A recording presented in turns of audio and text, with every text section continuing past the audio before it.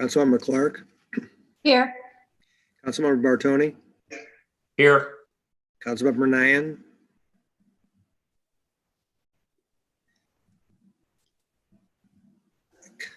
Councilmember Dodwell, Here. Councilmember Rambo, Here. Councilmember Flasher, Here. Councilmember Garitano, Chair McCutcheon. Here. Has everybody had a chance to read the minutes from our October 20th meeting? Are there any adjustments to the minutes? All those in favor of accepting the minutes of October 20th, say aye. Aye. Aye. Any opposed? Madam Chair, could we have a motion and second on that, please? Oh, yes, we can. Do I hear a motion? I'll make the motion to accept them. Okay. And Katie seconded the motion. Yes. All those in favor? Aye. Aye. Any Aye. opposed?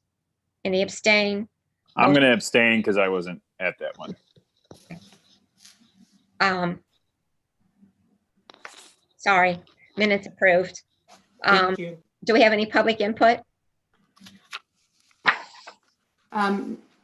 We do have a resident who's in the attendees that I will bring in. She has her hand raised, Ms. Fisher. And then the only other item Director Vunich forwarded on this afternoon from Mr. Lisk. And those are the only, that's the only written comment we received in advance of the meeting. But Ms. Fisher, you're in the panelists, so whenever you're ready, if you want to unmute and you can turn your camera on or off, whichever you prefer. Sure, I'll leave the camera off if nobody minds.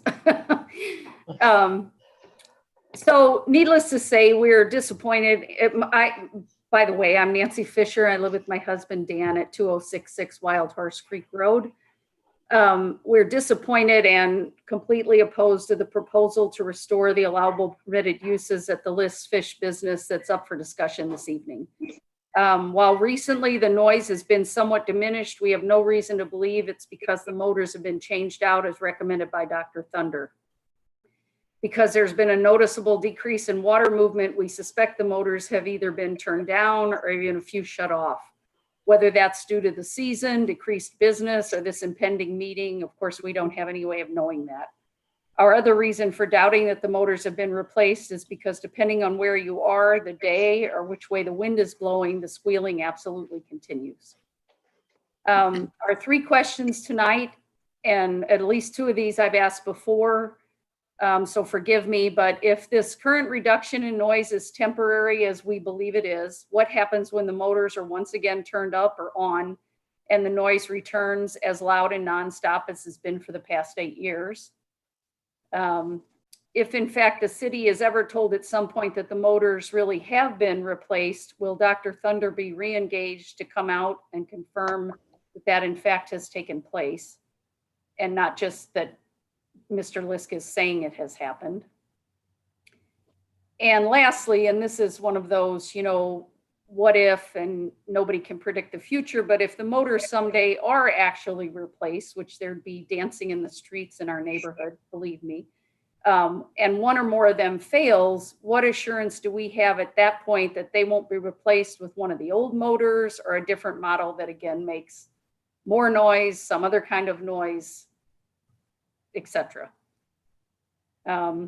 And again, I hope you can forgive us if we sound skeptical, but while we're firm believers in second chances and giving the benefit of the doubt, as you can imagine, those traits have worn very thin over the last 8 years as time and again, solutions have been proposed, promises have been made, and no changes have occurred. Thank you again for listening. Thank you. Any others, Kathy? You just mentioned, a letter from Mr. Lisk. I just checked my email a little while ago and I didn't see it. Can somebody give us the gist of the letter?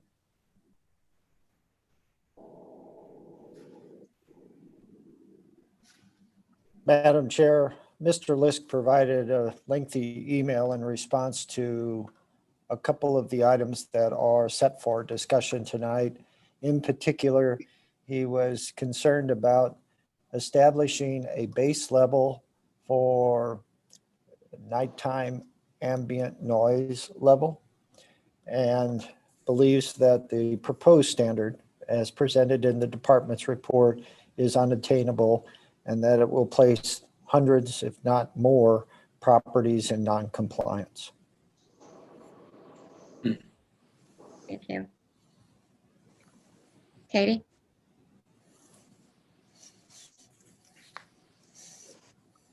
Sorry about that. Did we not discuss this noise issue previously? And haven't we done some, for those that are newer to council, haven't we already done some evaluative processes for the noise that had been made by Mr. Lisk and the noise that the neighbors are hearing? The city's already invested in looking at this, and I think that was part of the reason for putting this particular update to the ordinances together so that we had the ability to curtail that noise a bit. So Deborah, point of order, if I may, please. I'm speaking out of order now. Well, and I'm not criticizing you for that, Katie. I'm just like, since this is on our agenda, can we get this like on the table, and then we can just like debate it? Because I agree, Katie. I think we have answered a lot of these questions. Yes, we can. So we're under action items and planning matters. We have 4 for consideration. And the first one is work plan for review of previous changes to the zoning ordinance and noise code for the constant emission of noise wards, all the wards. So comments? Or does, Madam- Joe, do you want to make some comments first? Yes, Madam Chair, with your permission, I'd just like to give an explanation of the origin of this particular item and the information that's been provided for tonight's meeting. As many of you on the committee are aware, back in 2012, a grading permit was issued to Mr. List to construct a pond or lake. At that time, we did not have regulations relating to large water features or water features themselves. And so the grading permit was issued. There was no mention in the grading permit of the intent of the property owner to begin an aquaculture operation, but that did occur.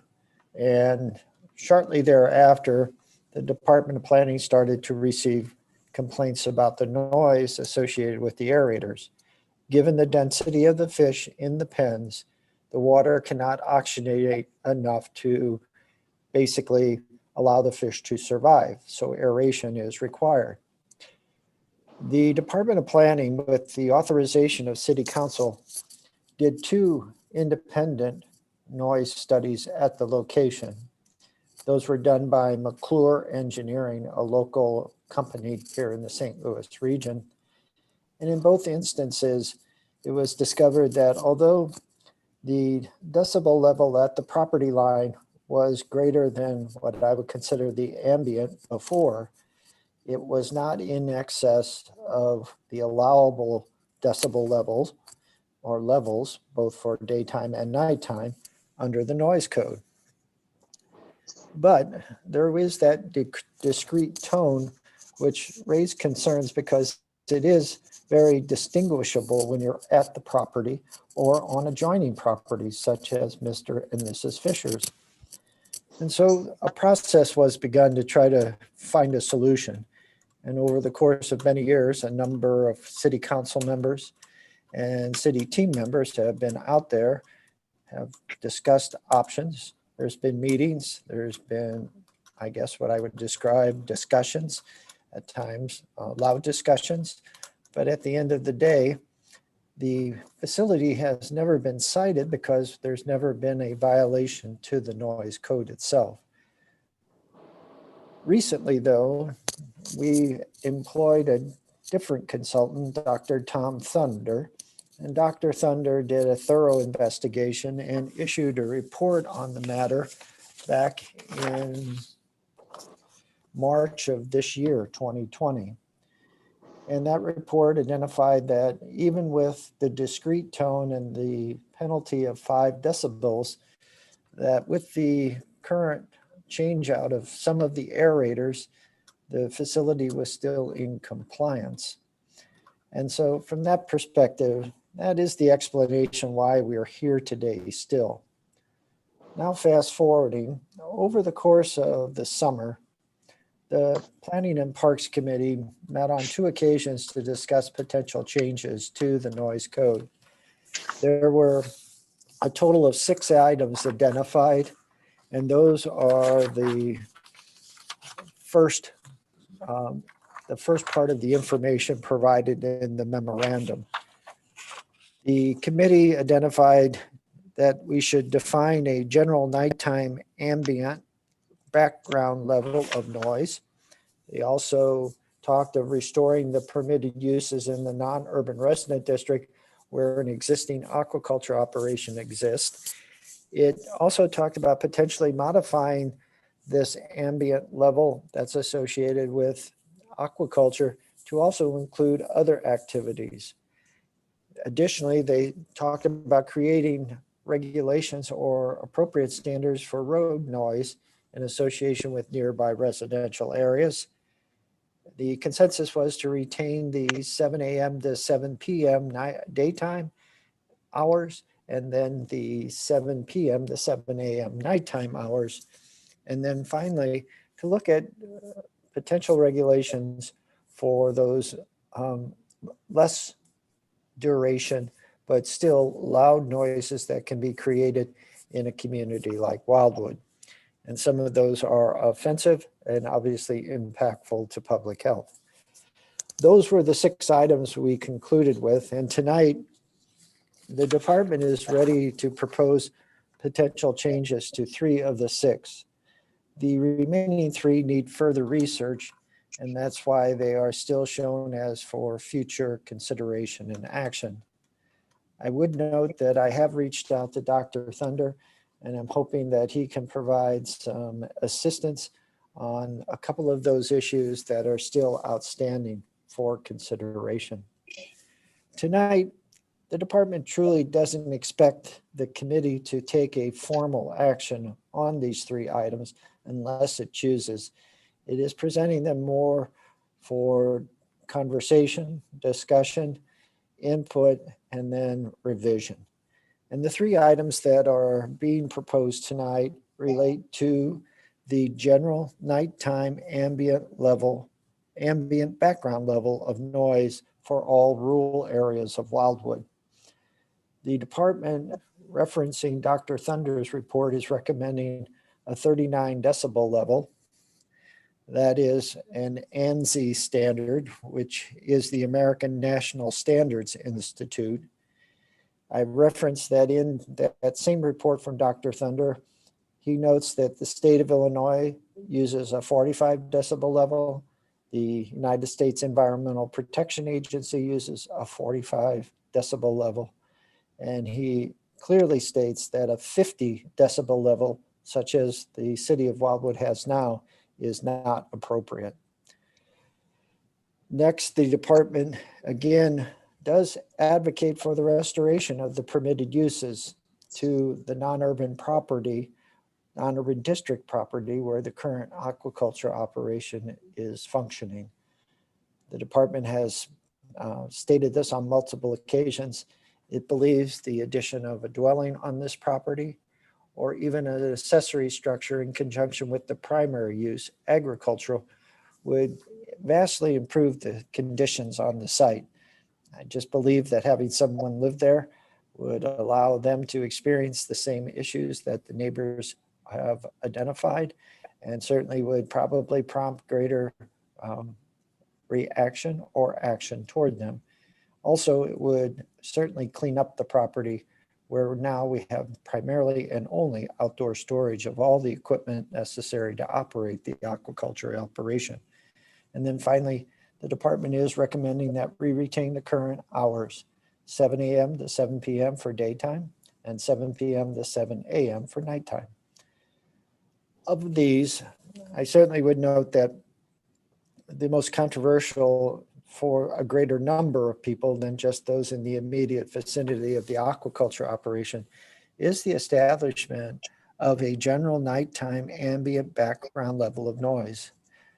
But as the department notes in its description, there are concerns that we are losing the battle out there right now, and that the reasons many people move to Wildwood, not just the rural areas, for the night sky and the peace and quiet that's associated with a, let's say, outer ring community, are somewhat slipping away as time progresses. And so the department certainly understands if the 39 decibel level is considered too restrictive, but I think it's a starting point for discussion. And with that, Madam Chair, I'll conclude. And certainly, as I say, Ms. Arnett, Mr. Cruz, and I are available for any questions or comments. Thank you. Thank you. Any comments? Ms. Clark? Yes, first, Mr. Brunich, I have a question about the 39 decibels. Is there, do we know how Dr. Thunder came up with that number? And the department came up with a 3% tolerance on the high side. How did we come up with that 3%? And you did answer me saying that that was on intensity and not decibels, correct? So that would be in watts per meter squared, not decibels?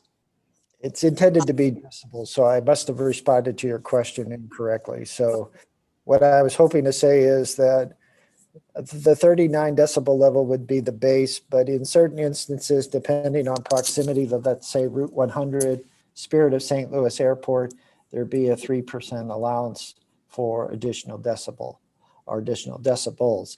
So really, I guess what I'm saying is somewhere around 40.7 decibels would be the maximum. Because it is a logarithmic number, the decibel is, and we have something in decibels called the three decibel rule, and at 3 decibels increase in a sound, you get a double intensity. If you decrease by 3 decibels, you cut it in half. So it's exponential. So every one of those points it goes up is quite a bit. It would be probably around 26%. I think I calculated something around that, an increase in the intensity of the sound with a 3%. So just something to think about. And maybe in your wording, you might include what that is, that 3% of what. Yes, ma'am, I certainly will. And to go to the first part of your question, principally I used Dr. Thunder's report, also some conversations before Dr. Thunder visited Wildwood that we had about this basically issue of a nighttime ambient background level of noise. Suffice to say that from the perspective of the department, it depended greatly on Dr. Thunder to assist in this regard. But I felt comfortable in starting with that 39 decibel level because we actually have done background analysis of noise at 2 locations recently. The first was actually here. And what we found is that there is a general belief that the background ambient level here was somewhere around 38 to 40. Then we did another up by Mr. Roberts' property off of Lori Lane. And we did that in February. And we discovered that generally speaking, it can range anywhere from 35 to 38. So I don't think it's as impossible of a standard as is identified in Mr. List's comments. But I do think it is a strong standard.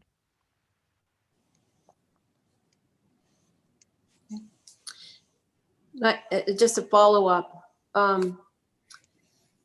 I suppose on the adding a living structure venue to the property is not in my opinion, is not an air-proofing way of addressing it. Because we don't know, maybe the people that move in there, whether it's Mr. Lisk or someone else, might be hard of hearing, or they have a different agenda, so they would not be focused on that noise, or interested in that noise like the rest of the neighbors are. And I have been over there. It has been a few weeks because just the COVID and different things have kept me away. But the last time I was over there, it is very disturbing, that noise. And to have to listen to it, and I don't know what it's doing to their ears. You know, you can't know that, but I would think that maybe having a home there could possibly help, but I don't think it probably would. Well, certainly we can disagree on that. And I guess I would just reference that from the department's perspective, I think we use the bell curve in terms of how we develop regulations. There's always going to be at either end of that bell curve, those that are super sensitive to sound and others that just don't hear it. But what you try to do is you regulate the core of the bell curve, the area where most individuals or most circumstances exist. And so from that perspective, I'm not really looking at who might live there. I'm just assuming that whoever lives there would fall in the middle of the bell curve. The construction of some type of structure or building, whether it's a dwelling or not, in the department's opinion, adds another additional factor, and that is there is mass there then. There's some type of building. And as we know from sound walls versus landscaping, that building can be a good or an effective abater or mitigator of the noise as it travels across the site. So having someone there on, let's say, a 24-hour, 7-day per week basis, plus just the massing of the structure, the materials associated with the structure, I think lead to some positive or potential positive outcomes. So would we insist that that Mr. Lisk completes all of the changing of those motors before any of that is done? Because up to this time, I have not heard that has completely been followed through on, and Dr. Thunder gave that report months ago. Yes, the report's from March. In my last conversation with Mr. Lisk, I believe there is only 1 or 2 of the old aerators operational.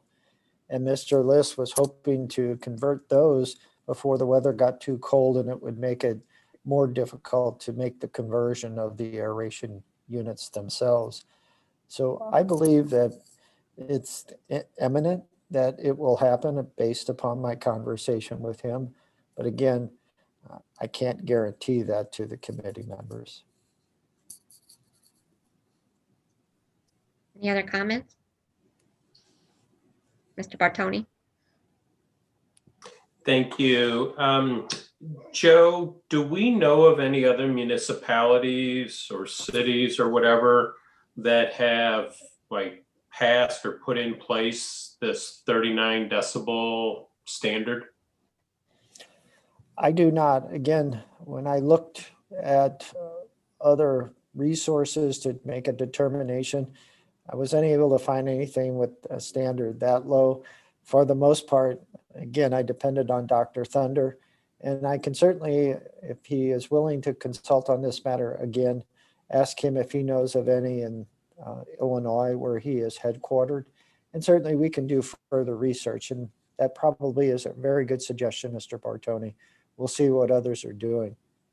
Yeah, that would be good, because just, I mean, and I am not a sound expert by any way, shape, or form, but going from 50 down to 39 sounds like a lot, especially after, I guess, the little education we just got from Councilmember Clark about that 3 decibels, 2 times intensity, you go the other way and it just sounds like you're reducing it like significantly. So yeah, that would be great to find out if there are any other municipalities, because we base a lot of what we do here in the city off of what federal regulations, state regulations. We benchmark what other cities and municipalities are doing. And if, that kind of sounds like that benchmark somewhere around that 45 mark. So it'd be, have to be a pretty compelling argument to go below that. My next question, Joe, would be, was 39 decibels the original recommendation from Dr. Thunder, or did he have like a different recommendation and then, hey, we'd really like to get it lower, or we'd like to do something different, and then came back with the 39? For the most part, Dr. Thunder said that 50 decibel, which is the current standard the city uses, is inappropriate. He didn't necessarily direct us to a certain decibel number for consideration, but he gave us those examples of the American National Standards Institute, the U.S. EPA, and the state of Illinois. And so I think your point again is well taken. We have 3 decibel levels from different organizations, agencies, or governments. Let's see if we can fill in and make a few more, see where everybody may congregate or where they basically coalesce, so to speak. Yeah, that'd be great to have that. And, I agree with you. I think that I think the city has an obligation to restore his property rights. I mean, the noise is an issue, and we're going to address that. And I think we're going to, but we can't tell the guy to go out of business. And I think that there are some residents that's the answer they're looking for. It's kind of like when we've recently debated, the SCOD, there's certain properties that the residents just want. I just want you to make an ordinance that it's illegal to build there. Well, we can't do that, so you're going to have to, come up with some sort of a compromise on all ends.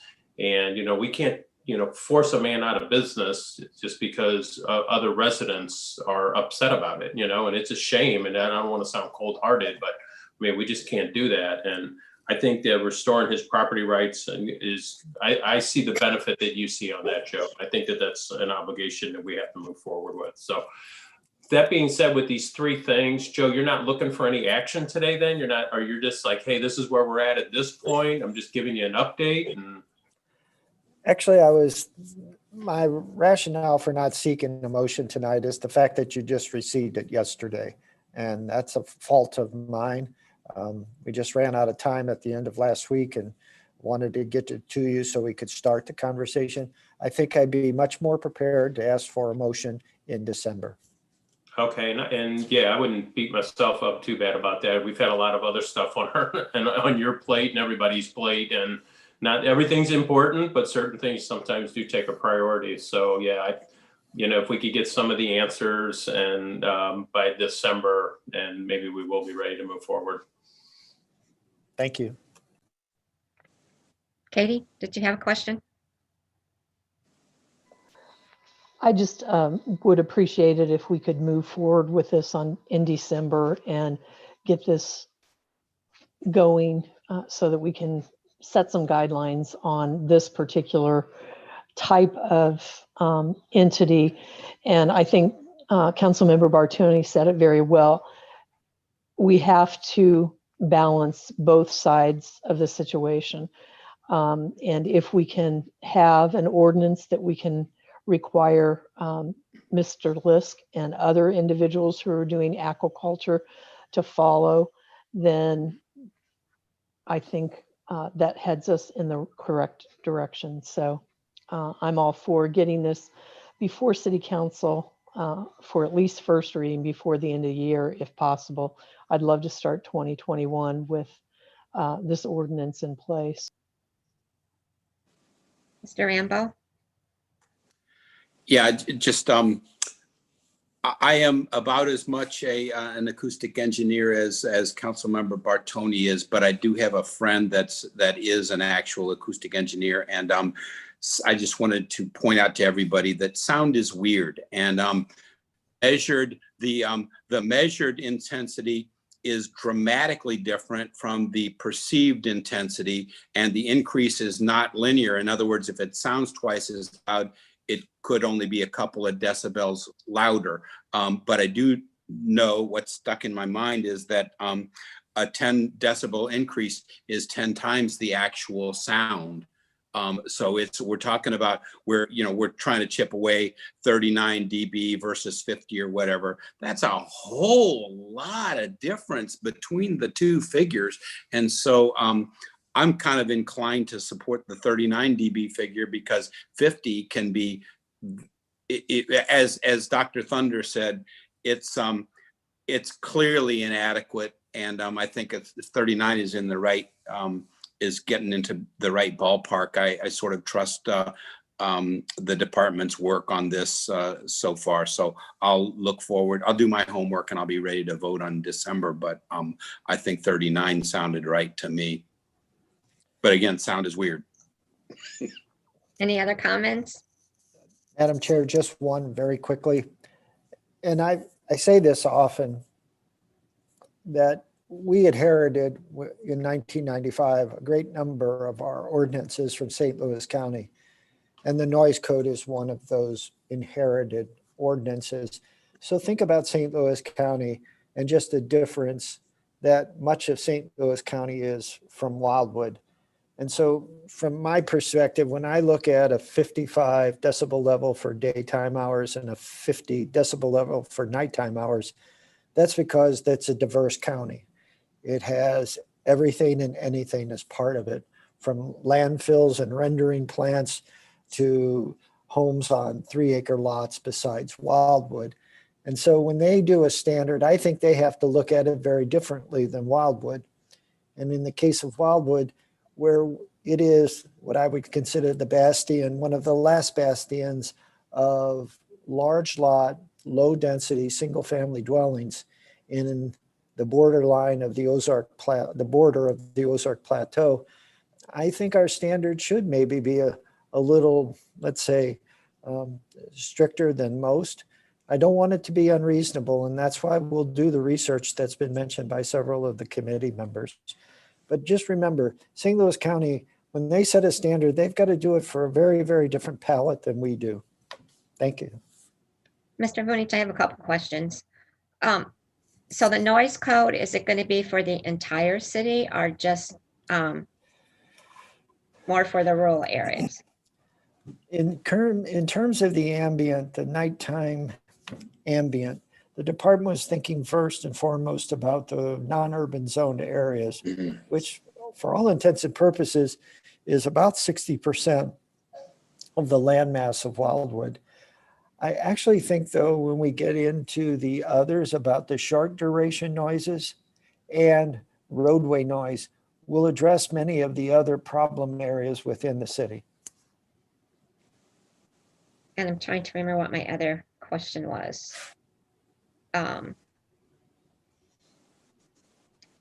So the noise level, is that going to also pertain to the large water features that we've been discussing? That was a request of Mr. Hudson when he attended one of the committee meetings. Right now, the ambient level at the property line is only applicable to agricultural activities. And that was one of the study items the committee asked us to proceed forward with. That is one of the ones that the department didn't do for tonight, but is committed to addressing as we go forward. Okay, thank you. Any other comments on this item? Yes, Ms. Clark? Just one more question. Under restore, can you explain to me how the grandfathering works? I'm not clear on if they're grandfathered or not with this. Certainly, ma'am. Given the new regulations occurred after the establishment of a legal aquaculture operation, those are not applicable. Thereby, the current use is grandfathered. The intent of the change when it was done, I believe in 2017, was to say that the grandfathering would be retained, but your grandfathering would be lost if you expanded the use, if you altered it in a significant manner, et cetera. Plus, if you wanted to do any permitted, conditional, or accessory activities on the site. So basically, our current regulation says that you can have your aquaculture operation, but anything beyond that, even uses permitted by right on the property, would basically forfeit your grandfathering and require you to come into compliance. And that, to me, is a rigorous standard, and one that the department identified from the onset as feeling uncomfortable with. Any other comments? I do want to note that the other neighbor, Gil Smith and Chuck Goulas, they also submitted a letter that I forwarded to you via email. Thank you. I understand that Ms. Fisher has requested to speak to us again. I realize it's not our normal process, but if anyone objects, then we will not let her come back and speak at this point in time on this matter. If anyone does not object, then we'll allow her to go ahead and make a second comment. Does anyone object? Kathy, you want to let Ms. Fisher in, please? She's on her way. Ms. Fisher?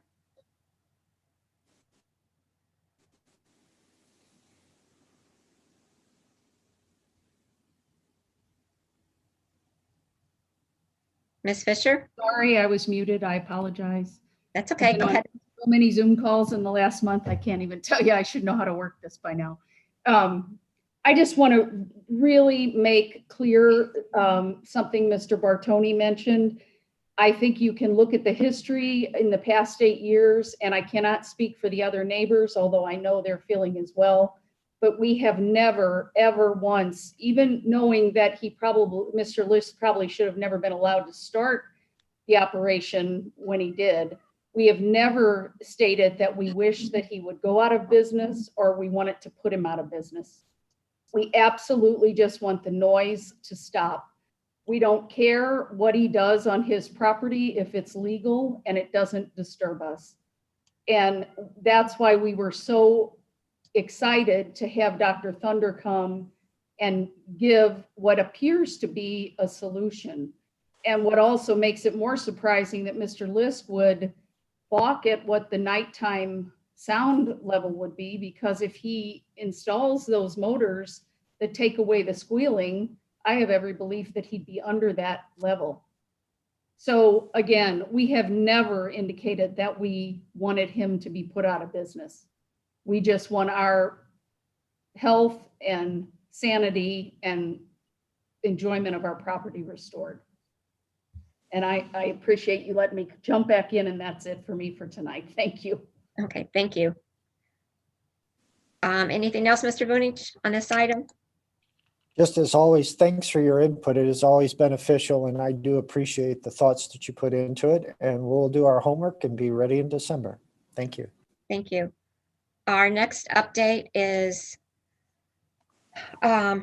location of our 11th historic community marker in Oroville historic area. Mr. Vunich? I am going to let Miss Arnett handle this one. Thank you. Ms. Arnett? Thank you. As the memo we provided outlines, the Historic Preservation Commission has been working on a program for a number of years, more than 5 years. And the program is to identify each of the 11 historic communities within the city. They had bronze plaques that have been created and are installed in 10 of the 11 communities. The final community is the Oroville Historic Community, which is located off Etherton Road. In fact, there's a group of houses, what are now houses, that are on the National Register of Historic Places as the Oroville Historic District. We've been waiting for that location because we didn't have enough right-of-way to install the marker for that area. So as you all remember from different meetings, the Etherton Road Bridge was recently reconstructed. And with that, we had acquired additional easements and now have the space to install that community marker. So in October, the Historic Preservation Commission met on site and walked up and down that road and evaluated a number of locations. There are 3 places that will work, and the department will, and the commission will work with the property owners in the area and evaluate what is the best location. But the glitch on this one is they're all going to have a cost associated with them. And so the department is bringing it to you all first before any direction is provided to the Historic Preservation Commission and before a location would be selected. We don't have solid numbers. We have estimates, but it will probably be on the low end, $7,500 to the high end being about $15,000, depending on the location that would be selected. And so the department is seeking input. We have it in our budget, especially for 2 of the 3 locations. That would be the less expensive ones to complete that work still in 2020. And so we're seeking feedback and direction from you all on completing that program with that last marker. Thank you. Ms. Dodwell? Kathy, can you tell us which sites are the lesser and which site is the most expensive? Yeah, so site option 2 is the most expensive. It would require probably some relocation of the guardrail that was recently installed to provide an access point. So that one would likely be the most expensive.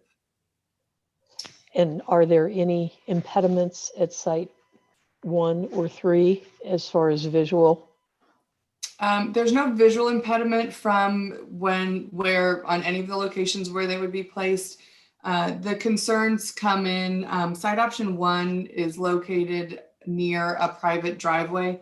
And there's really minimal shoulders and anywhere to park up and down Etherton Road. So that was the evaluation, the most time spent was how do we get someone to be able to park safely off the road and walk to the marker and take a couple minutes to read it. It's not a huge draw. There's not gobs and gobs of people that visit these, especially not at any one time.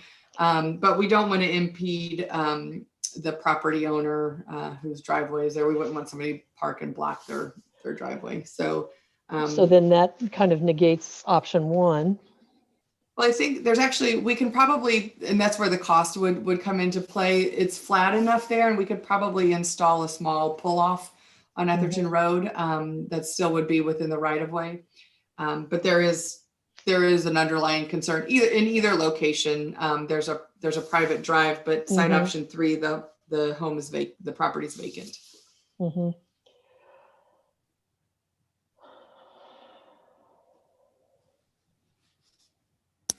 So are you seeking a decision on which location? I was going to say no, but the director just nodded his head yes. I'll let him answer, I guess. Actually, no, what we promised the Historic Preservation Commission is to develop a couple of concept plans for sites 1 and 3 particularly, just to see, just sketches so that they could have an understanding. And so the Historic Preservation Commission will make a recommendation to this committee.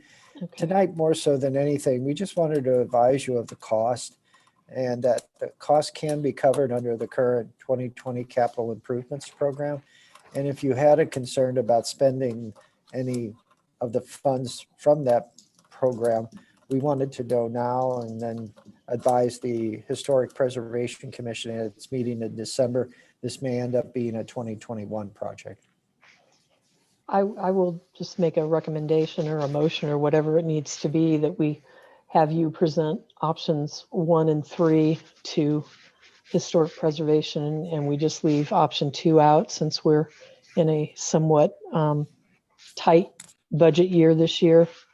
And that gives us 2 nice options to be able to put placement in those locations. Thank you, ma'am. Mr. Fleischer? I just saying I'll second her motion there.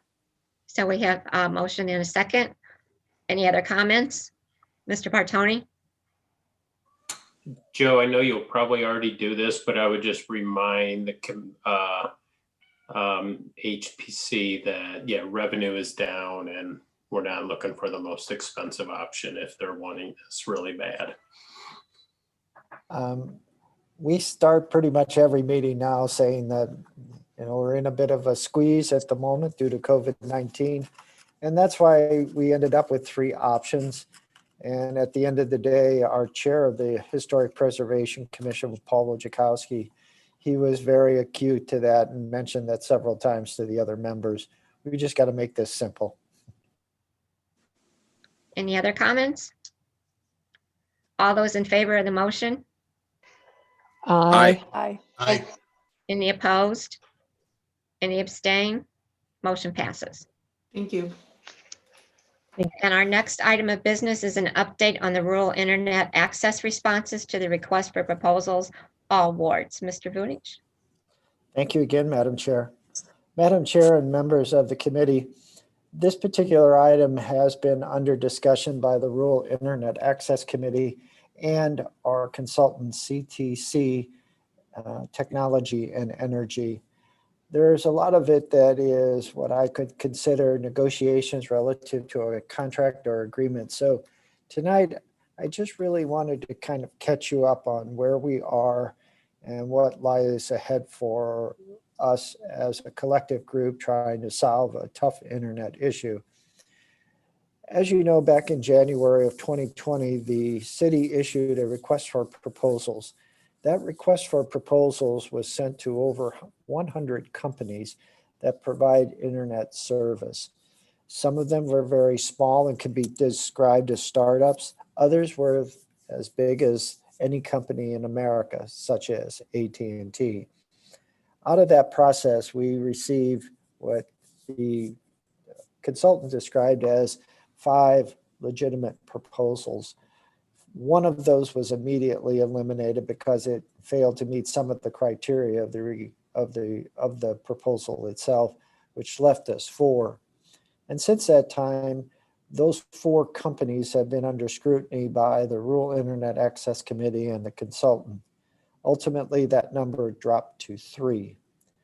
More recently, the consultant and the committee members have been submitting questions to those 3 companies to further refine their information from the original submittal in response to the RFP. And we've pretty much reached a stage where the consultant is going to provide a matrix of the pluses and minuses of each of the proposals. But I do want to mention that all of the proposals have significant numbers associated with them in terms of cost. I can certainly describe those in greater detail here at a future city council meeting, where this will be in closed session. But I also, in the memorandum, just wanted to remind you that the committee that was formed by City Council has been working on this matter since December of 2007. That means that many of our residents in wards 1 and 6 have been waiting now almost 13 years for a solution. The city has deployed a wireless internet provider in 2 instances, Whisper ISP and Bays ET. And although initial success was high, what we're finding is that the internet is exceeding the capability of even a responsive and flexible wireless market, meaning that as more people get on a wireless pole, the less speed that's available for downloads and uploads, latencies increase, and in some instances, the system just goes down. As we all know, the pandemic has exacerbated the problems in the rural areas, and many of us at City Hall hear from residents that are impacted by such and frustrated and just, I guess, tired of the struggle they're facing. It has become apparent too that the lack of internet in rural areas is affecting the sale of homes, it's affecting the property values, and that as I've mentioned, we started with 100 potential candidates or more and have ended up with 3. The responses have always been, when we've asked providers to serve the rural areas, is that the density is too low to receive an appropriate return on their investment. And the city has always challenged them on that from the standpoint of their regular return on investment approach. And then finally, all of the options again require some funding from the city. With that, I'll conclude. As I say, a lot of the details are more closed session, but I think it's only fair to tell you 8 as the committee that this is coming, and it hasn't been as successful process as hoped. Each of the companies have some positives, each of the companies have negatives, but at the end of the day, the positioning in 2021 makes it more difficult with the pandemic and the impact on city revenues. But it's important that you be aware that there is a process still out there. It's coming to a close, and pretty soon you'll be asked to make what I think is a very difficult decision for the future. Thank you. Joe, do you have any idea of what the cost would be for the remainder of the city to have internet access? If we compare apples to apples, it ranges somewhere between $5 million to $10 million. Ms. Dodwell? I wanted to see, I know that for closed session activities, most of the time the materials are, pretty much all the time now, the materials are not provided to council prior to those meetings. Obviously, there's going to be technical information that we're going to have to review, as well as cost considerations. Is it possible for you to speak with the mayor about council members being able to obtain the information that your committee feels is important for us to have to make final decisions on things prior to any closed session meetings, so that each of us can come into that meeting with a better understanding of what our options are? And it's very difficult to read documentation when you're sitting in a room with 20 other people and trying to have a discussion. Ms. Dodwell, I think that's a very reasonable and responsible request. The information we received from the providers, the responses to the 2 sets of questions, the comparison, the matrix, so to speak, of the consultant, I think those are all integral to you as council members understanding the process and how we got where we got. So I'll advocate for it with the mayor and the city attorney. And I'm sure, given Mayor Boland's concern about internet when the pandemic started, maybe we'll be successful and certainly receive it and provide it to you as soon as possible. There are legal documents that each one of us could sign if he's concerned about us passing that information along to others. So there are methods that we could keep that confidential. I'll remind him of such, ma'am. Any other comments or questions? Thank you. Seeing none, our next item is a discussion regarding the installation of landscaping and other sound mitigation considerations along State Route 100. And I think that was Ward 5 and 8. It's just Ward 5 on there. Mr. Vunich? Well, again, this is something that Chair McCutcheon requested to be added to the agenda, and I do want to give an update. As I mentioned, I've reached out to Dr. Thunder, who did the acoustical analysis out at the aquaculture operation on Wild Horse Creek Road. We've also used him in other instances on other topics, and we found him to be just a very reasonable consultant in that he can provide, I think, understandable responses to questions, and his reports are discernible from the standpoint of what they provide. And so The intent again is to have Dr. Thunder provide a proposal to help us understand what we can do along some of our major arterial corridors. I think particularly Route 100 and Route 109 that may go beyond just a simple solution and expensive solution of sound walls. I've not received that proposal, but I'm hopeful to have it in December. And again, I sent an email today just to ensure that we're not missing something. Thank you. And then surely there are some kind of grants or maybe something from Department of Conservation or the Department of Natural Resources. Is it possible to look into those options for funding some of our landscaping efforts? I really don't think that anyone is hoping for a wall. I don't think anyone would appreciate a wall. But I know landscaping is not as effective as a wall, but I really kind of think that's not an option. I don't know what anybody else thinks, chime in, but I definitely think something more aesthetically pleasing is what. Is that, Mr. Rambo, do you have a comment? Oh, yeah, well, I just want to second that. We've discussed it a little bit, but something I love about the St. Louis area is the, I think it's called oh, shoot, I forget what it's called, like the Shaw Corridor or something along Highway 44. And it's just a beautiful entry to the city. It's green on both sides and so forth. And I kind of see 100 as, and to an extent 109 as that same sort of approach being appropriate for Wildwood. We're a tree city after all. We should do our best to have screenings and plantings where we can. I don't think it does much good for the sound mitigation, but it sure makes it a whole lot nicer drive. So that's my only comment. Any other comments, questions? Ms. Dodwell? I just wanted to concur with Councilmember Rambo that I do think that it would help benefit that whole corridor that needs some trees along it. But also, I do think the trees do reduce the amount of noise. It wouldn't be as significant possibly as concrete sound walls, but I don't think any of our residents moved out here for concrete sound walls either. Mr. Bunich? I will defer to Mr. Garitano.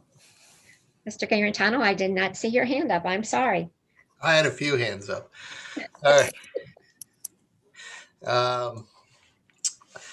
The noise issue, it's kind of interesting. I received an email this week from a resident that lives in Canberra, right by 100, 109. And, he was like, this is like a racetrack we live right next to.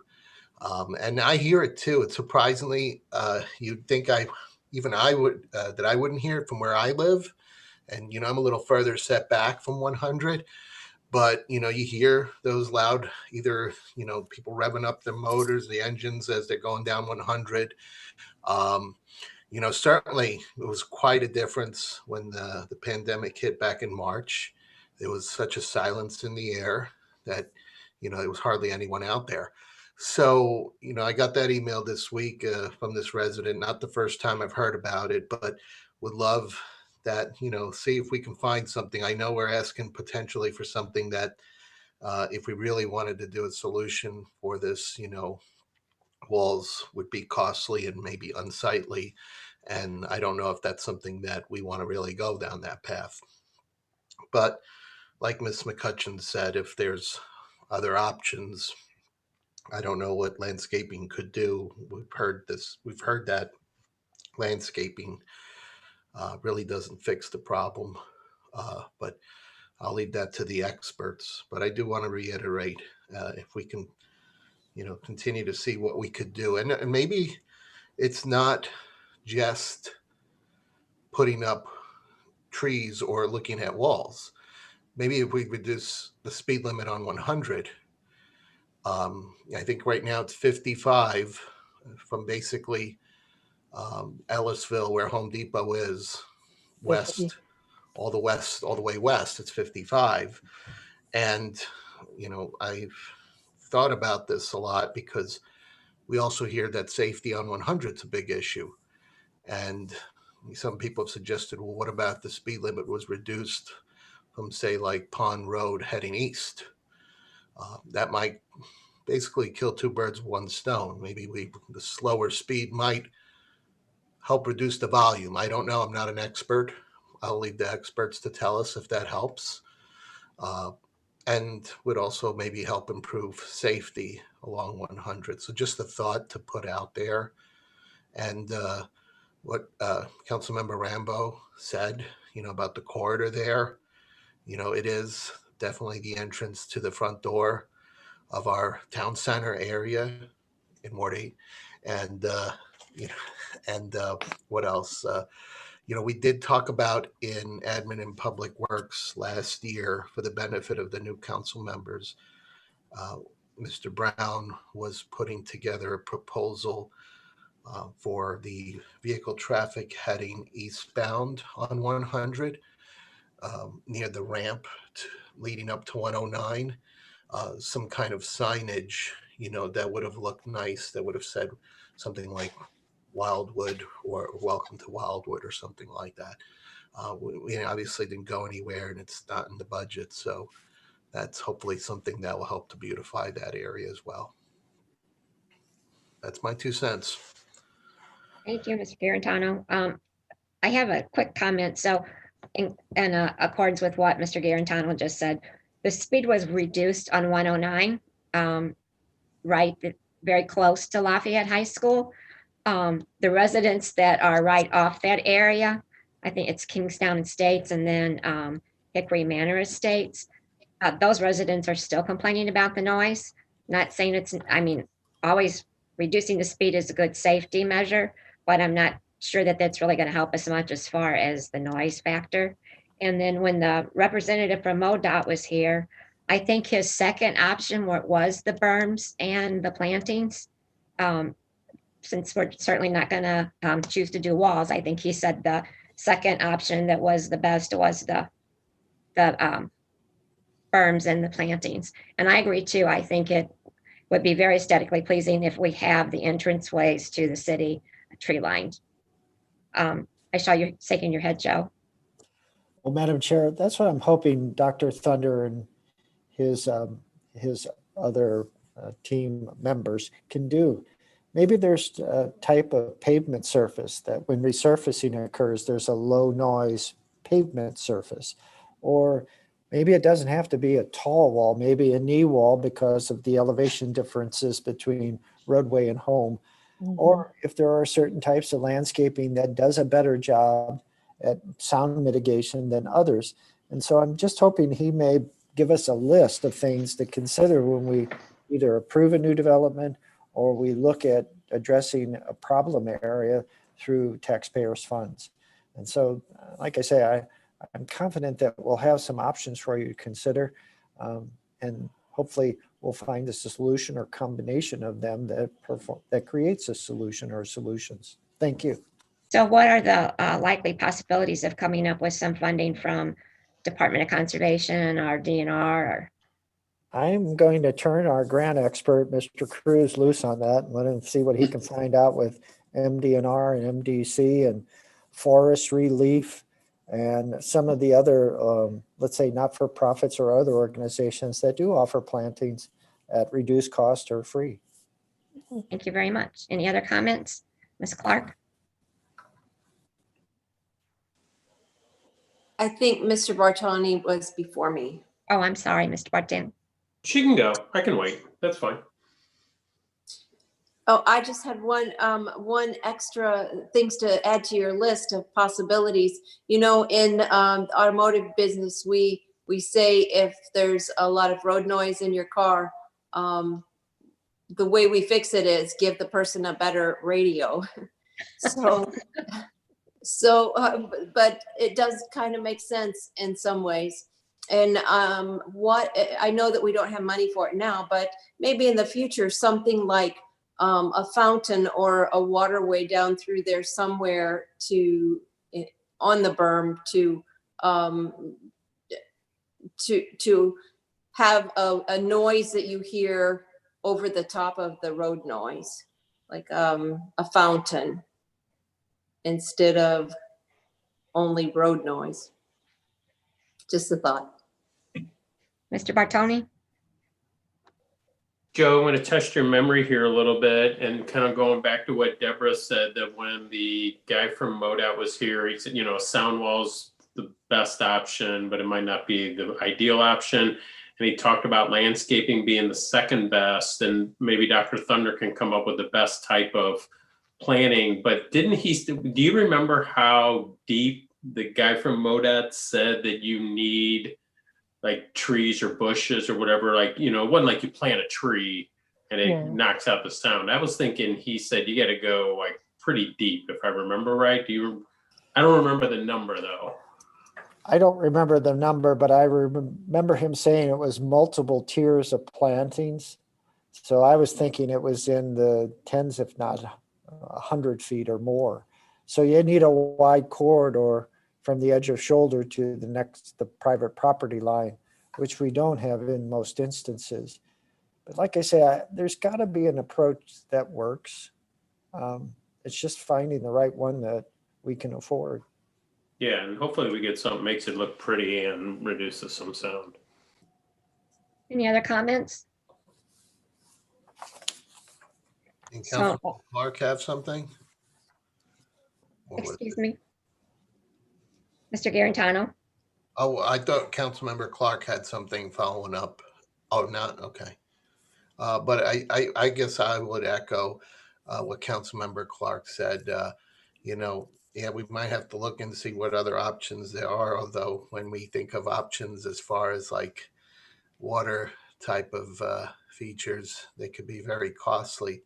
Plus, kind of the way the hill is along 100, it'd probably be more like a waterfall over there, but we'll talk about that another day. Now we're under park matters. We have 3 items ready for consideration. The first is a list of priority projects for the 5-year capital improvement plan. All wards, Mr. Bunich. Thank you, Madam Chair. Madam Chair and members of the committee, this particular item will be on City Council's regular session, as well as work session on November 23rd. I wanted to kind of give you a preview of some of the information the department has prepared for that discussion that's coming up on Monday with the public hearing on the overall 2021 budget. As you know, we've radically changed what we are expecting to do in 2021. And from that perspective, the department was asked to look at the 5-year capital improvement plan, which is our guiding document in regards to parks, trails, and other improvements of a similar nature, and kind of just do more of a priority list.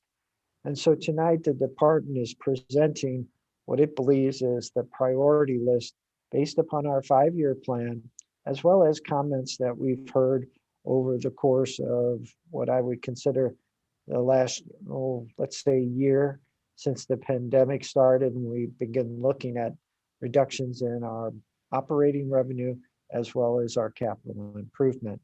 And so as you can see, the department has identified 13 projects. These are more the major projects. We have a project that's ready to go out to bid. That's a pedestrian bridge over in the Manors at the Enclaves and the Manors at the Meadows of Cherry Hills. That project isn't what these are in terms of scale, so to speak, but I do want you to have a look at them and certainly solicit any comments. Mr. Cross, our interim city administrator, will be presenting the overall capital plan. And so from that perspective, we can give him some insights from the committee if there are any thoughts tonight. So thank you. Any comments?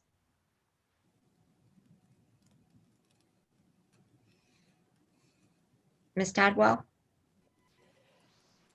You're probably not going to like me on this, but I would tend to move the community park addition down to number 13, because I think we've already put a lot of money into the community park. And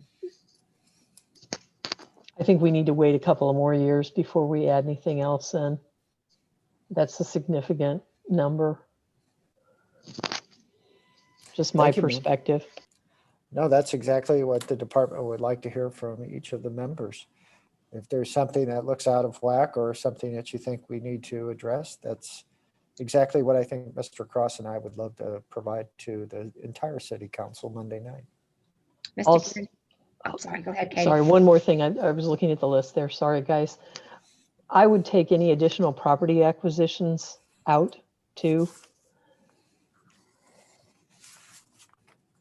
I think we've had a lot of property acquisitions pretty much every year since I've been on council. We have acquired property, and maybe it's time that we step back for a moment.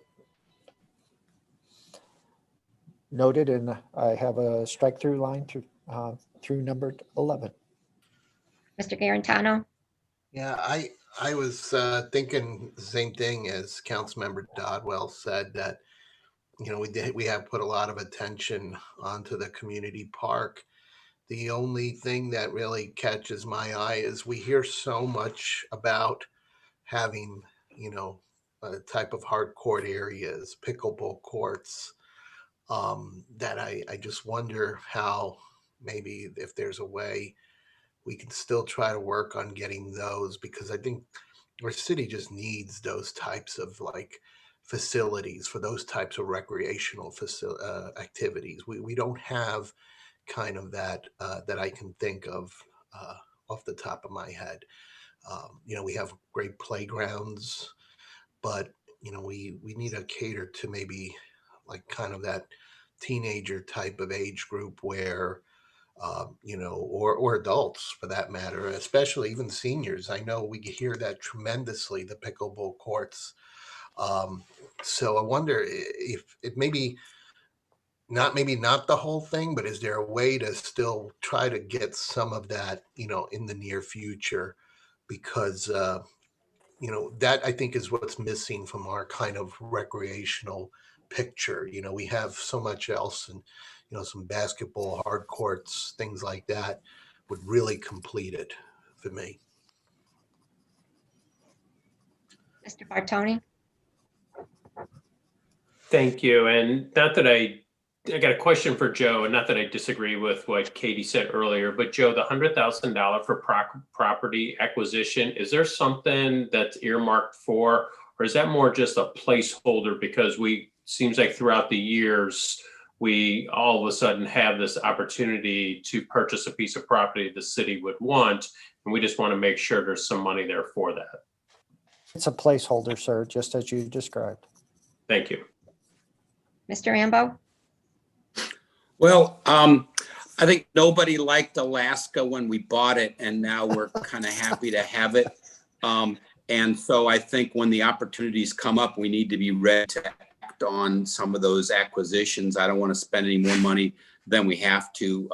But sometimes they only come up once in a blue moon. But my other point was going to be that, to ask that maybe we separate out the hard surface pickleball courts and so forth, which might be a vocal minority of folks that want it, from the series of lakes or the water features or whatever, that I think there might be a broader audience for that kind of feature in community park. And I've heard comments, a lot of comments about, and this is speaking as a dog guy that you all well know, nobody's ever at the dog park. And I've driven through the park, quite often and looked around. I have taken several passes through the honeysuckle monoculture to figure out if there's anything I can do personally to help out with that and so forth.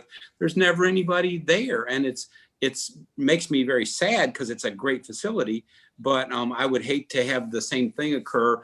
You drive by tennis courts and you're surprised when somebody is playing rather than somebody's not playing and so forth. So I would just ask if there's anything the department can do to sort of separate those initiatives in the community park into hard surfaces and landscaping or something like that. So just a thought. Katie? Joe, I may not have been around when the Woodcliff Heights Park came up, but that's off of Strecker, right? Yes, Strecker ma'am. and Clayton in that subdivision. Where is that park going? Do we have a portion of land that's donated to the city? Yes, the Rouse Company donated 6 acres to the city, and a portion of it has frontage onto Strecker Road, That's what just I thought. north of the dental office there. That's Uh-huh. the northernmost portion of that commercial development on the Mhm. corner. Okay. Why would we need to put a park there when we've got Anniversary Park at the other corner? Well, the opportunity, and I would use Dr. Rambo's analogy, the developer of that subdivision, Woodcliff Heights, said, "Do you want it?" It was like Alaska. We didn't really think it was something we would ever, it might not be used initially, but certainly we didn't turn it down because there was no cost. Mm-hmm. So it was brought up by Miss Edens recently that there is a set of engineered plans ready for bidding that's available. And so that's why it appears here. The priority I put maybe a little too high. I don't know. That's why we're here tonight to talk about it. Well, if I'm a kid, it's just fun to go run around in there and look at all the critters that are playing in there without having to do any development work. So I would say leave it as a nature park as is. And yes, we own the property, and that ensures that there's not a commercial development that goes in there, or a property owner that decides that they want to build a piece of property on the side of the hill. But I don't know that we have to do any specific development work there other than maybe check for tree breakage or something. I don't know, just my perspective. Could I, a quick follow-up to Ms. Dodwell's question, maybe, because I don't know the location as well. But it sounds like we're not even talking about miles distance from the Anniversary Park. It sounds like it's a couple 100 feet or something. It's on the northeast corner of Clayton and Strecker, and then Anniversary Park is on the northwest side of Clayton. The and northeast, Strecker. like I know there's that little shopping center there. and It's then just there's a north cell of that. tower. Is Yes, that near the cell tower over there? No, the cell towers. Oh, well, Kathy's going to bring it. Yeah, Yeah, it might help. okay. I just never knew where it is.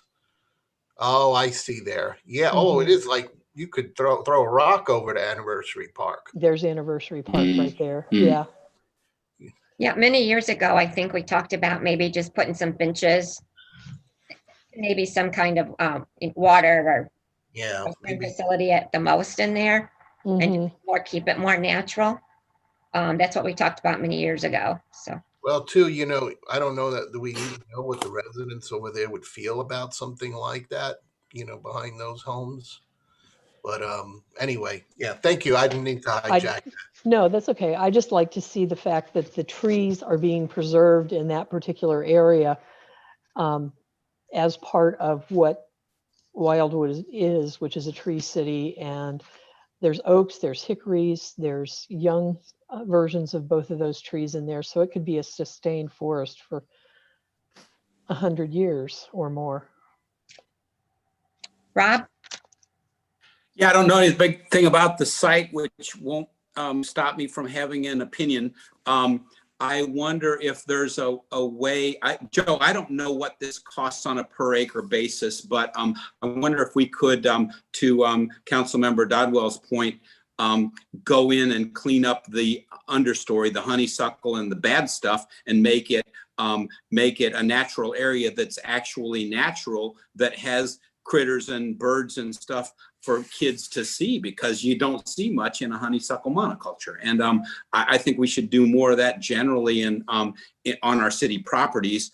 It might be costly, but that might be a step in the right direction. A couple of benches, maybe throw down some cheap bark mulch for a trail, and let the kids have some fun, because there would be a lot of adults over there looking at the birds and stuff anyway, as well. So that's it. Dan? Yeah, I just wanted to second kind of the points that Mr. Giratano was making. I play tennis a lot, and I know on a real nice day, it's really hard to find a hard court somewhere. I have 2 within my neighborhood that are usually completely occupied. I find myself going to Ellisville, completely occupied. We go all the way down to Velasquez Park down in Baldwin, usually completely occupied as well. So there is a need for that, for hard courts, and I think it's something that we need to keep in the budget and consider. That's all. Dan, is it the same as, I've only seen pickleball. It just sounds too old fogey for me, even though I'm an old fogey. But I've seen people playing it and enjoying it at the Y. Is it a similar, can it be a similar court or the same court? Yeah, you can put a pickleball tennis? court. You can put a pickleball court on a tennis court. So you but can it's a use, different, you can use it for different both of net, them. different height, different. You can really use this. this. You can use the same net. It's just a different size. You put a different rectangle on there than you would for the tennis for people that want to play pickleball instead. So you could paint the pickleball in red and the tennis in white, and everybody'd be happy. Yes. Okay. Thank you.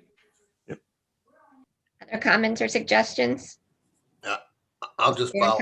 Yeah, I'll just follow up on that, doubling down on the hard courts. It's, we've got already playgrounds, we've got lots of trails, but we don't have any kind of hard courts. And I hear it. I attend the coffee with the mayors. There people bring it up over there. People bring it up in other forums that, and I guess, yeah, pickleball is very popular with the senior community. The either basketball or even volleyball or something like that. We just have something. It's a need that we just don't service right now. And I think it'd just be nice to do something a little bit different. And then at the end, we have a little bit of everything in this city. So that's it. Yeah, I agree with Mr. Garantano. And a sand volleyball is what I hear a lot. And surprisingly, even younger, the younger generation likes pickleball as well. So I've been told. So, Ms. Nyad?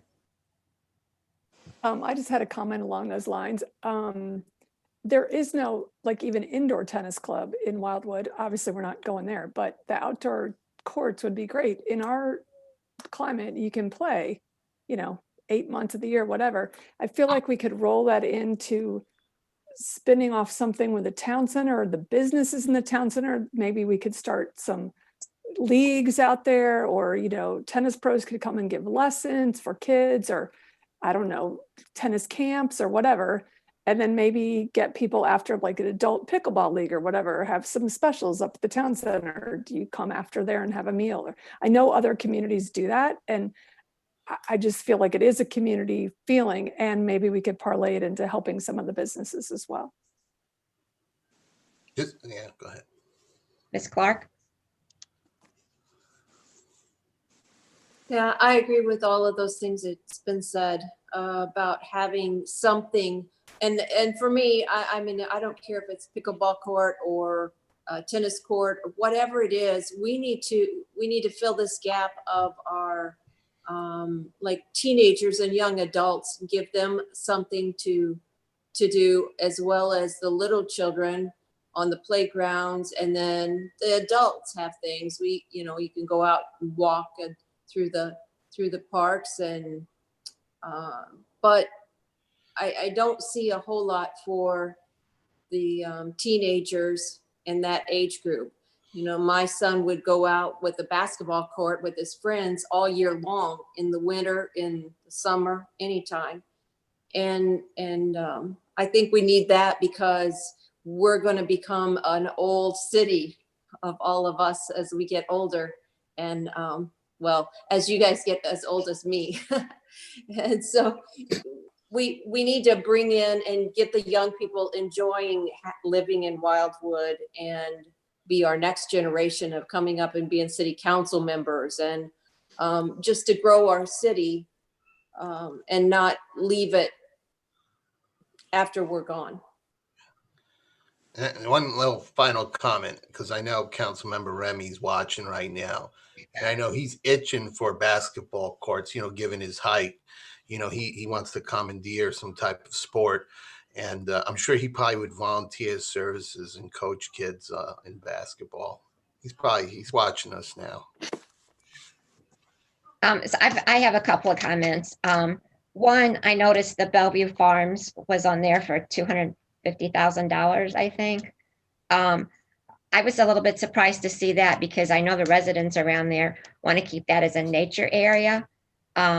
So I wasn't quite sure what the intent for the $250,000 was. Well, as you know, we actually are working with the residents now of Sherman. They've formed an organization called Friends of Bellevue. And the intent of that is to meet the requirements of the lease between the county and the city. And quite frankly, it's a small parking lot area. It's improvements to the road to get to the parking lot area. And the Friends of Bellevue are actually going to install the trail now. They've been doing some honeysuckle removal and some dead tree removal. We mulched it up, and they're going to create basically a mulch path up into the top of the property.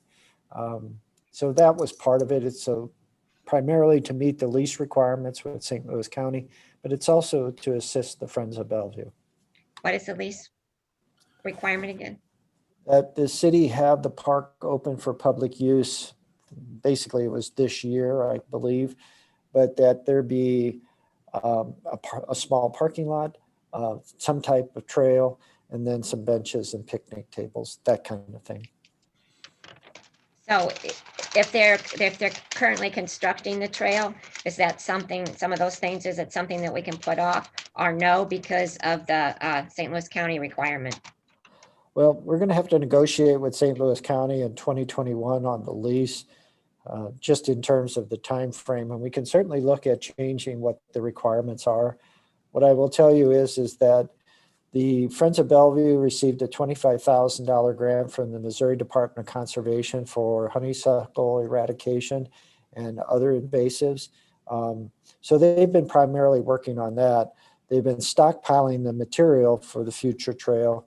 I know that they'd like to get started on that because that's how they think they'll be able to raise funds, is getting people out there and seeing how beautiful the property is, and then help us by getting people to donate money for the project. And then I'm going to say something that people are not going to appreciate, and I'm thankful that we're via Zoom. So I've got kind of the reverse comment as Katie did. I think, our community park, we put a lot of money into our community park. And we have a lot of wonderful things about our community park, but we do need to make additions like we were just talking about, as far as some hard court areas are available. I know this is not going to go anywhere, but I would like to see less money being spent on the village green, because we do have a community park that we've put a lot of money into. And so if we're going to have to cut back on something, I'd rather see us cut back on the village green versus the community park. Ms. Clark? Well, just talking about spending less money on the Village Green, I was looking at the number 6, the Partner Park. Is that right, Rob? Did I say it right? Yes, it's Partner. Partner Park. 500,000. She wants it left very natural there. What are we looking at doing with that for 500,000? Couldn't that be reduced and give more to doing something like the improvements of the pickleball courts or wherever? It certainly can. That was just based on the assumption of providing an improved access point off of Hinken Road, a small parking lot area, and a trail down at least to and around the lake that we all visited and saw back in October.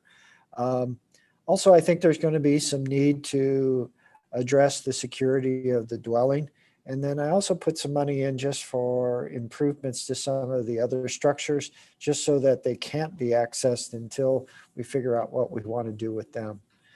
It's surprising how expensive park projects are, but what I'll do is I'll take a look at that and probably reduce it for this first couple of years, and then move, then maybe expand it out through that 5-year time frame. Any other comments? Mr. Rambo? Just real quickly, yeah, Joe, can you do anything to accelerate the decision on the home itself? It's a fine house.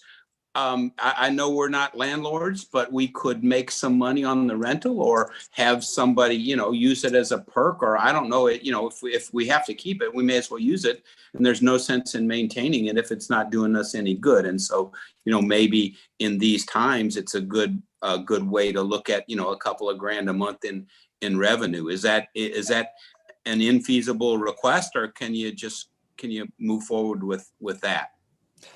Not at all. A lot of parks have caretakers, and they're not necessarily city employees per se.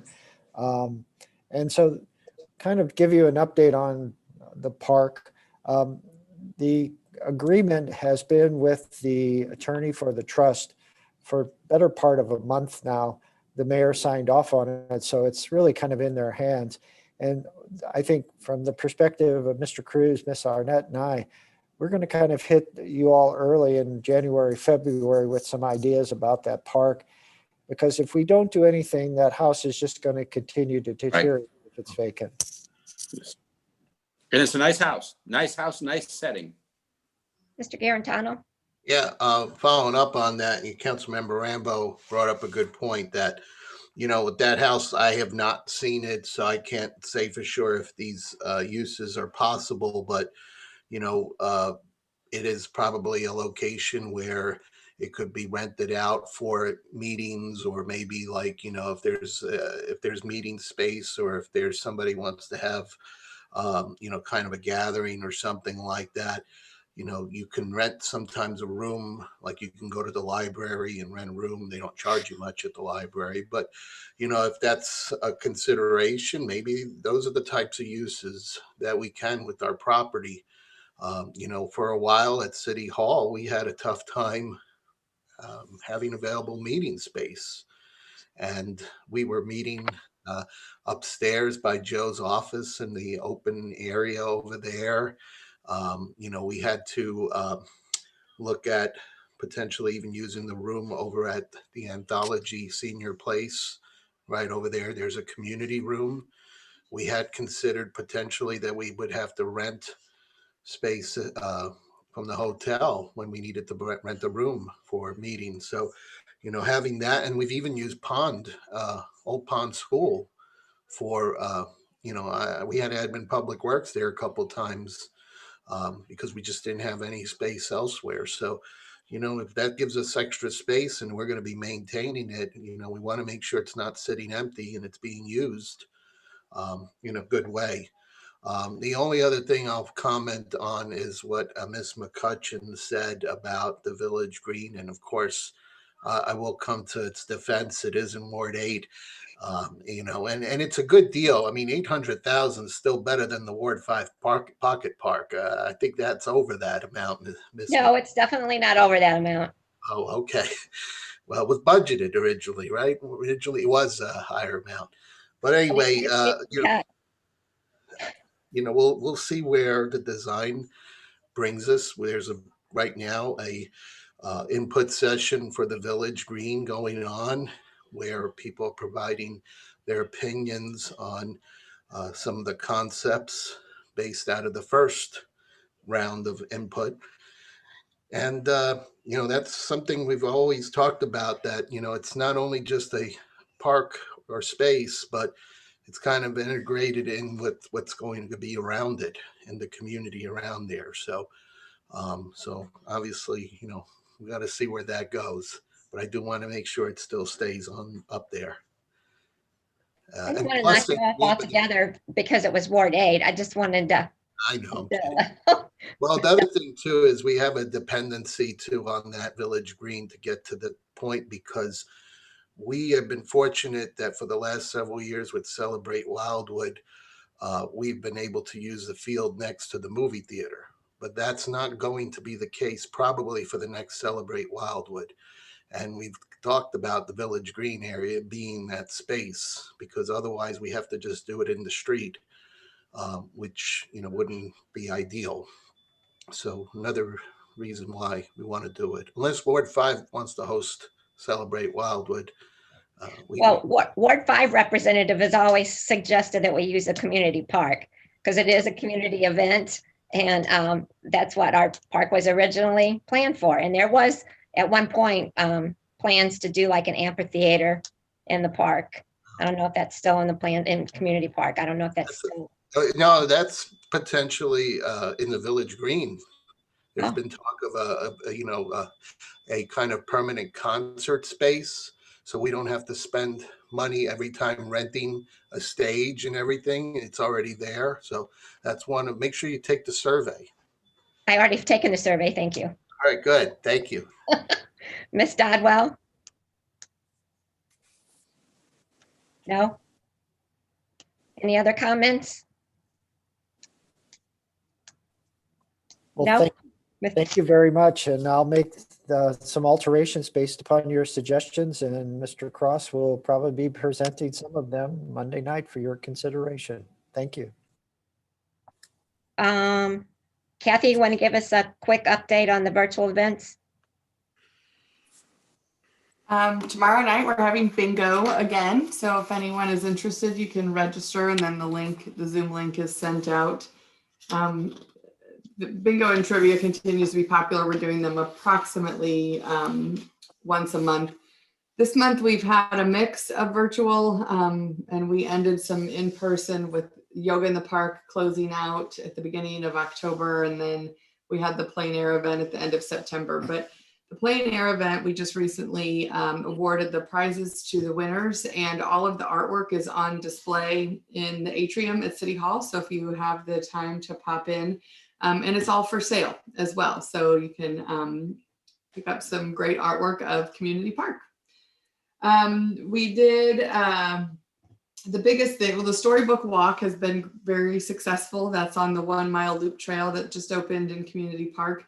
And the book is about to get changed out this Friday. So if you haven't caught the Let's Go on a Leaf Hunt, you have a couple days to still do that.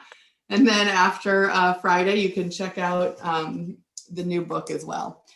We're doing the photography contest without the calendar. We've printed note cards that turned out beautifully. It's a set of 15 note cards that people can buy for $12. It's a great teacher gift. I'll give a little plug.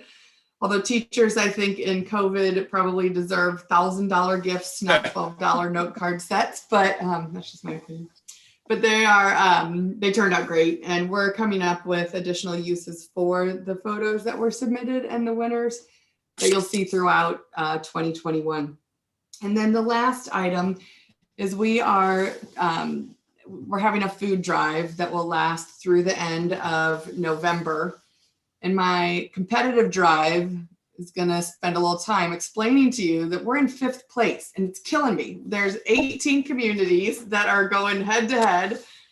We're demanding a recount in the city of Manchester from last week. We think that they totally lied on there. I'm just kidding. But they had a huge week. And so we came from 9th place into 5th. And so we would appreciate if you could encourage your residents, if you spread any of the word to your ward. There's a bin in the vestibule, so there's hours that the police are open. It's off of Main Street. People can drop off, and it's on the website with what they're looking for. But all of our donations go to Circle of Concern. So it's a win-win regardless, even if we don't take 1st place, but I'll be sad. So, and I can answer any questions on events. If anybody has any. Any questions? Kathy, how do they score that? It's Like quantity, it's counting? number of items. So okay. go for quantity, not Right. quality. Okay, all right. No, that's a terrible thing to say. I'm just kidding. But It's just number of items.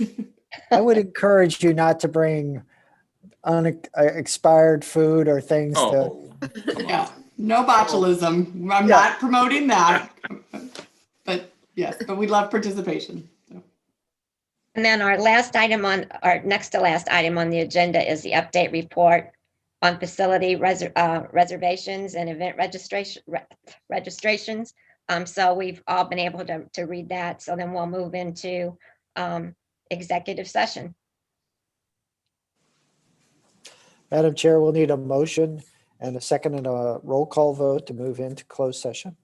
Do I hear a motion to move into closed session? Mr. Bartoni, seconded by Ms. Dodwell. Roll call vote.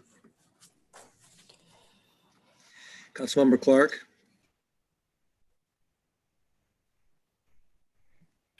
Yes. Councilmember Bartoni, Yes. Councilmember Nyan, Yes. Councilmember Dodwell, Yes. Councilmember Rambo, Yes. Councilmember Flasher, Yes. Councilmember Garitano, Yes. and Chair McCutcheon. Yes. Do we have to do something with the internet, Kathy?